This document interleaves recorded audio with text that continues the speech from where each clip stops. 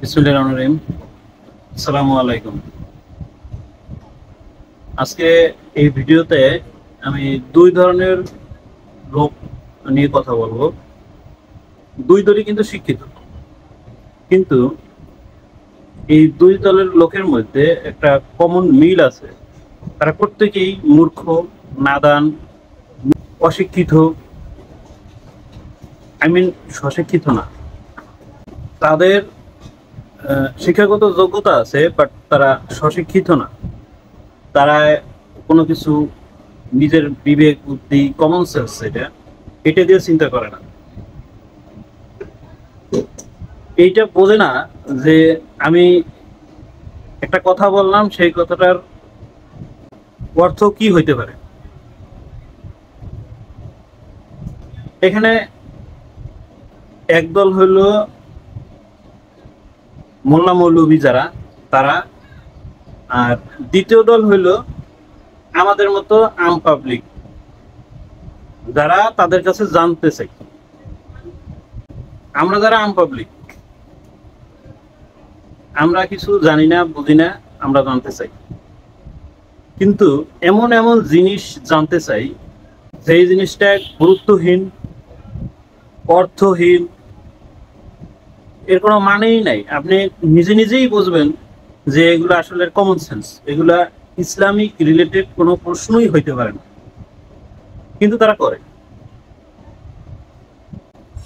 আর এই প্রশ্নগুলোর উত্তর খুব আয়োজন করে ভিডিও আকারে ইউটিউবে, ফেসবুকে, বিভিন্ন টিভি চ্যানেলেও হুজুরদেরকে নিয়ে প্রশ্নোত্তর পর্ব রাখা হয়।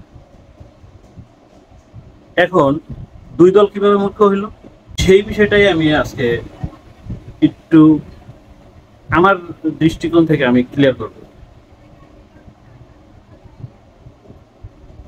প্রথমেই আম পাবলিক যারা, তাদেরকে নিয়ে একটু কথা বলবো, তারা কিভাবে মূর্খ।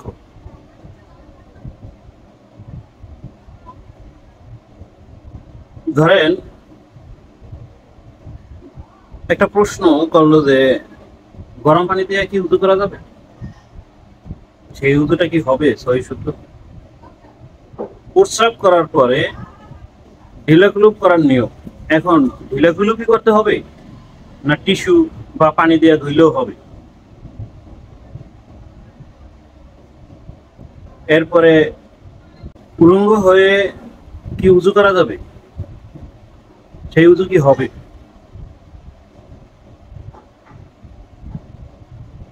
পশ্চিম দিকে ফিরেই কি উজু করতে হবে, না অন্য কোনো দিকে ফিরে উজু করলে সেই উজু হবে না, বা পশ্চিম দিকে ফিরে উজু করলে বেশি সওয়াব হবে?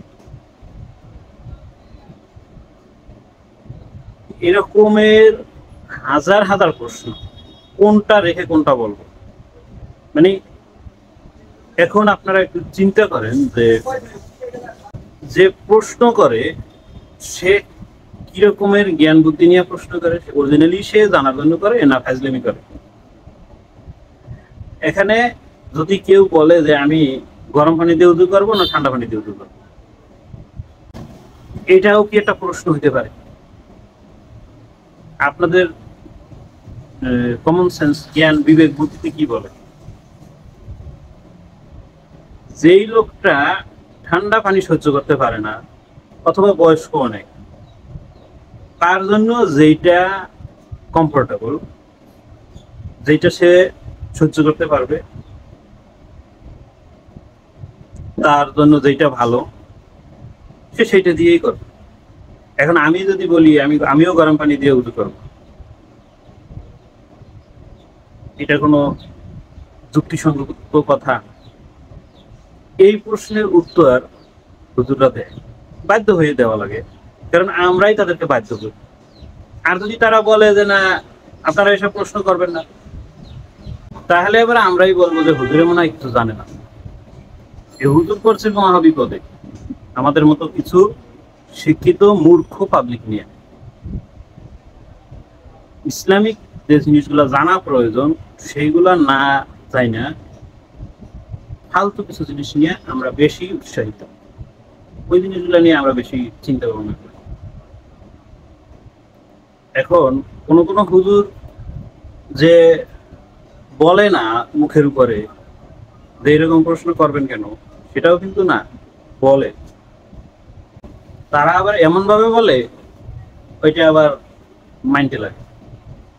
এর আগেও আমি একটা ভিডিও করছিলাম একজন হুজুরকে নিয়ে, নাম বলার দরকার নেই, যারা ভিডিওটা দেখছে তারাও জানে। সেইখানে প্রশ্ন করছিল একজন যে আমার ছেলের জন্য আমি আকিকা দেব, এখন তো আমার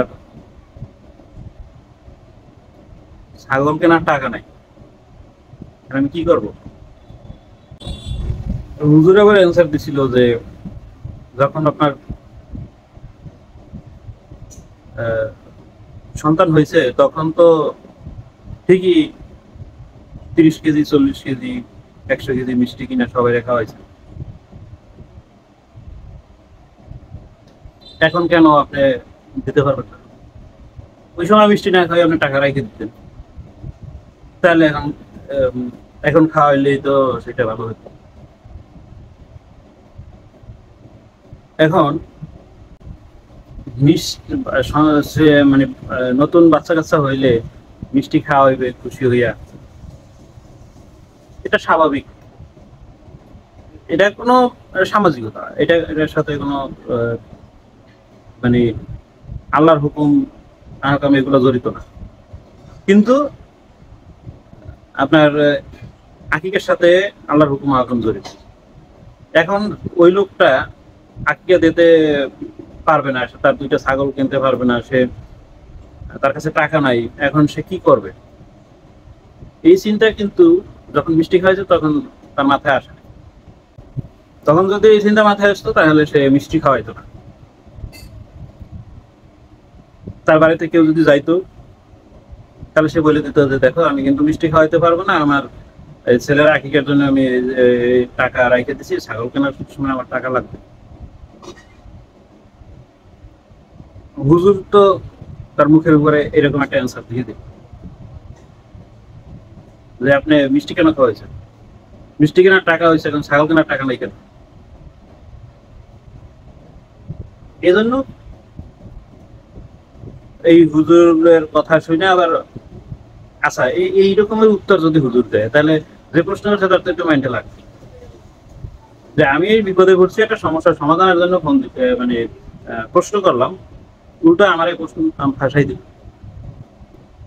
এখন এই হুজুর যে ওনারে যেভাবে মুখের উপরে এই প্রশ্নের উত্তরটা দিল, যেইভাবে দিল, যেই লোকগুলা প্রশ্ন করে যে গরম পানি দিয়ে গোসল করবো না ঠান্ডা পানি দিয়ে, সরি ঠান্ডা পানি দিয়ে গোসল উজু করবে না গরম পানি দিয়ে উজু করবে, বাথরুমে ঢুকে উলঙ্গ হয়ে উজু করলে হবে, পাপ হবে না জামা কাপড় পরা অবস্থায় থাকা লাগবে, এই ধরনের প্রশ্ন যে করে ওর মুখের উপরে উত্তর দেওয়া যায় না, প্রশ্নের উত্তর না দিয়ে। এই যে যে লোকটা আজকের কিভাবে কি করবে দিশা পাইতেছে না, তার মুখের উপর যেভাবে উত্তর দিল, আমি তো মনে করি এই ছাগলগুলোর প্রশ্নের উত্তর এইরকম দেওয়া উচিত ছিল। বেটা তোর কমন সেন্স নাই, তুই বাথরুম দিকে উলঙ্গ হইয়া উজু করবি না জামা কাপড় পরা অবস্থা উজু করবি? ইয়ে কি ফাজলামি করতে গেছো? তুই উজু নামাজ পড়তে যাবি, উজু করা লাগবে। এখন সেখানে প্রশ্ন করে যে আমি খালি উলঙ্গ করা যাবে কি? আবার ইউটিউবে এই প্রশ্নটাই থাম্বনেল করে তারপরে প্রকাশ করছে। এই পরশুদিন আমি এই ভিডিওটা দেখলাম। এই প্রশ্নের উত্তর আবার হুজুররা সুন্দর করে দেয়। এই জন্য বলছি যে এই হুজুরগুলো আবার হইলো যে আর এক দল মূর্খ।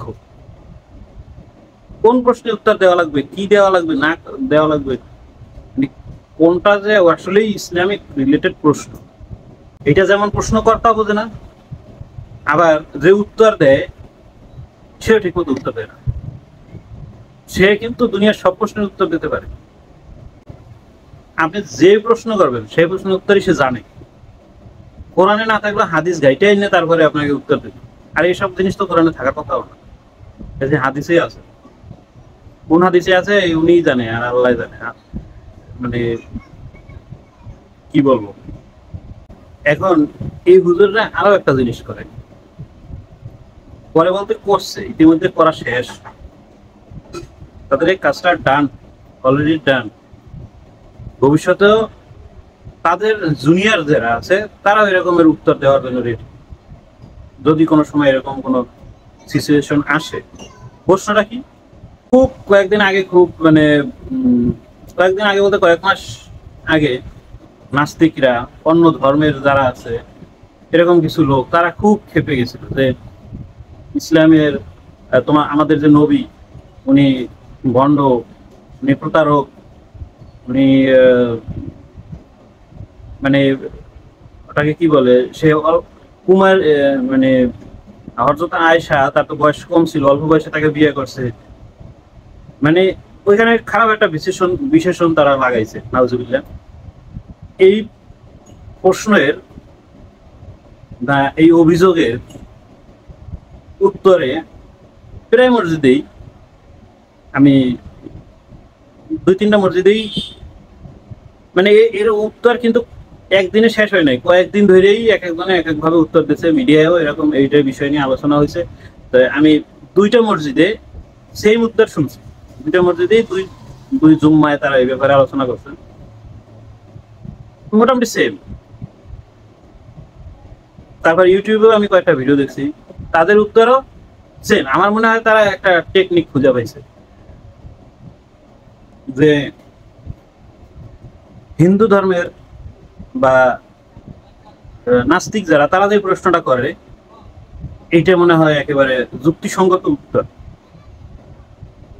তারা কি জিনিসটা বাইছে নিছে যে আমাদের নবীকে তোমরা যে বলো যে ভণ্ড, প্রতারক, বা অল্প বয়সে বিয়ে করছে, সে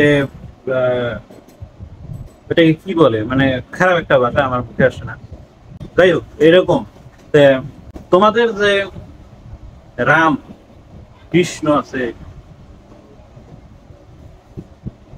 তারাও তো এরকমের অনেকগুলো বিবাহ করছে। এই যে হযরত আয়েশা, তার তো 11 বছর ছিল, কেউ বলে 9 বছর, যাই হোক, তার চাইতেও নাকি কম বয়সেও কৃষ্ণ বিয়ে করছে। এরকমের তারা উত্তর দেয়, মানে হেড টু হেড কম্পিটিশন। আমাদের নবী এটা করছে, তোমাদের রাম বা কৃষ্ণ তারাও তো করছে, তোমরা কিভাবে আমাদের নবীকে বলো? তোমরা যাদেরকে ভগবান মানো, তাদেরও তো চরিত্র ভালো না। কি সুন্দর উত্তর না, ঠেকাই দিলাম। আরে মূর্খর দল, তুই যে রাম, কৃষ্ণ, আরো যাদের কথা বলবি, ব্রহ্মা, বিষ্ণু, আমি পার্সোনালি তো এগুলো বিশ্বাসই করি না, যে এগুলোর কোনো অস্তিত্বই নাই। ওরা বিয়ে 100টা করলিবে কি, আর না করলিবে, ওরা পরকীয়া করলিবে কি, আর না করলিবে, বিয়ে করে সংসার করলিবে কি, আর না করলিবে, তো চরিত্র থাকলিবে কি, আর না থাকলিবে কি, যে জিনিসটার কোনো অস্তিত্বই নাই, যে জিনিসটারে আমি মনে প্রাণে মানি না যে এরকম একটা জিনিস আছে, এরকম একটা জিনিস দুনিয়া এক্সিস্ট করছে বা এক্সিস্ট করে, এই জিনিসটাই তো মানে, তার সাথে আমাদের নবী কম্পেয়ার করতে যাও, তুই মূর্খ না কি? তোর মতো বলদ, পাড়া, দ্বিতীয়টা তো নাই। তুই তো বিশ্বাসই করলি যে এই কৃষ্ণ, রাম, ব্রহ্মা, বিষ্ণু এগুলো সব আছে। তুই বিশ্বাস না করলে তারা যে কয়টা কি করছে, কোন জায়গায় কি বিয়ে করছে না করছে, তুই এগুলা তাদের দোষ খুঁজতে যাই, তো তুই এই গীতা, তারপরে কি বলে চতুর্বেদ, এগুলো সব পড়ছো, রামায়ণ পড়ছো, তো শয়তানের লড়াই, তুই এগুলো পড়তে গেছো কে? জ্ঞান অর্জনের জন্য তো পড়তে যাও নাই, গেছো তো তাদের দোষ খোঁজার জন্য, গেছো দোষ খোঁজার জন্য, আবার আমাদের নবীর সাথে কম্পেয়ার করো। তুই কেমন বুঝলি? তোর ইমানটা কেমন? তুই বিশ্বাস করলি কি? তুই দোষ খুঁজে আনলি কি? সে তো অল্প বয়সে বিয়ে করছে, সে তো আমাদের নবী 11টা করছে, ও তো করছে 100। তো এর চাইতে তো আমাদের নবী ভালো আছে, এটা কোনো কম্পেয়ার, এটা কোনো যুক্তি? তুই তো বিশ্বাসই করলি যে তারা এরকমের একটা জিনিস, দুর্গা, সে রাম সীতা লক্ষণ এগুলো আছে, তুই তো এটা বিশ্বাস করে নিলি, তোর ইমান কু? আমি তো মনে করি যে নাস্তিক বা ওই যে অন্য ধর্মের যারা আছে তাদের ইমান তোর চাইতে ভালো। তারা তো এইটা অন্তত বিশ্বাস করছে যে আমাদের নবী আছে, তার চরিত্র কেমন সেটা পরে। অনেকে তো এটাও মানতে চায় না যে মানে আল্লাহই নাই, নবী রাসূল তো পরের কথা। সেইখানে তো ও বিশ্বাস করছে যে তোদের নবী আছে, এটাই তো আমাদের জন্য যথেষ্ট।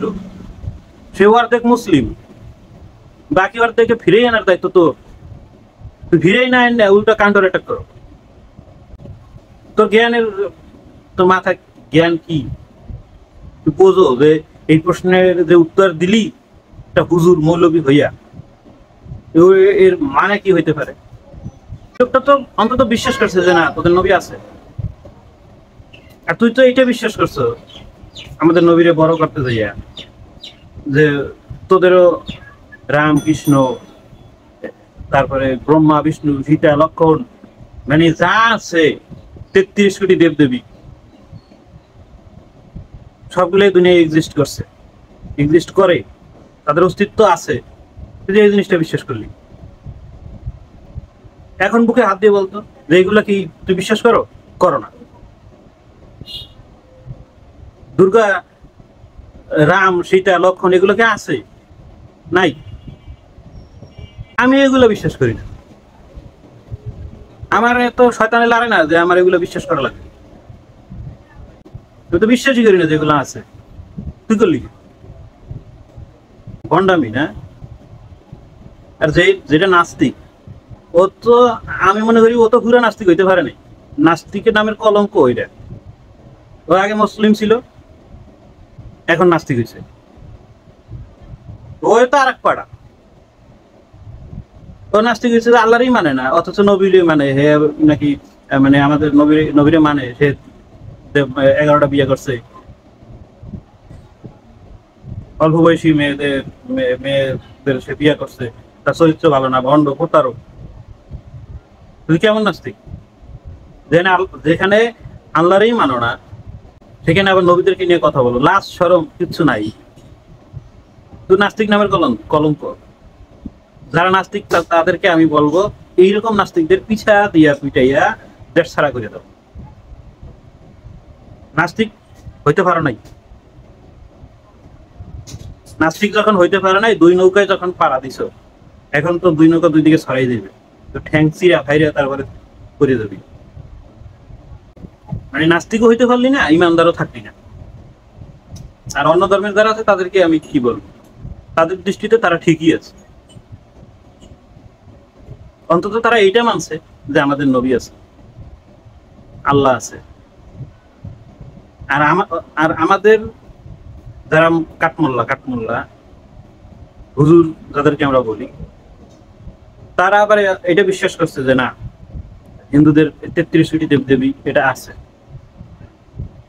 হায় রে বাঙালি, হায় রে হুজুর,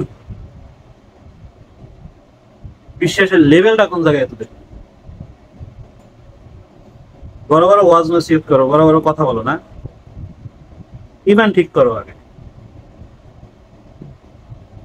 ধন্যবাদ সবাইকে, আল্লাহ হাফেজ।